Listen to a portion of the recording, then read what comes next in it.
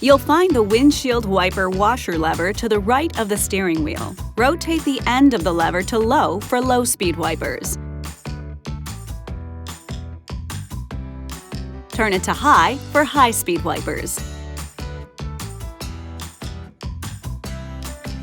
For some weather conditions, you might want to use the intermittent wiper feature.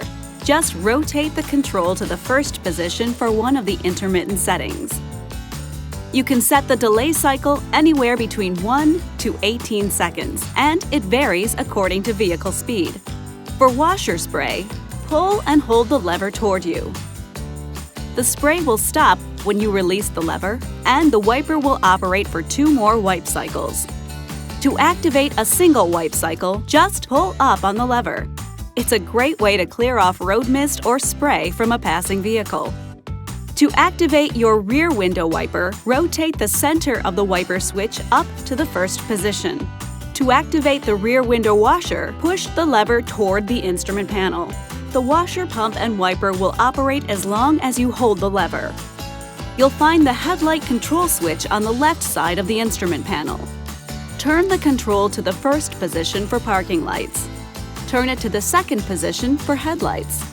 If you turn it to the auto position, the headlights will turn on or off automatically based on surrounding light levels. If equipped, automatic high beams can be enabled or disabled in your Uconnect settings, and then activated with the headlight switch in the auto position and the multi-function lever pushed forward to the high beam position. A front-facing digital camera detects the light of oncoming vehicles and switches the beams from high to low until the approaching vehicle is out of view. To activate the front fog lights, turn on the parking lights or low-beam headlights and push in the headlight control switch. Push it a second time to turn the fog lights off.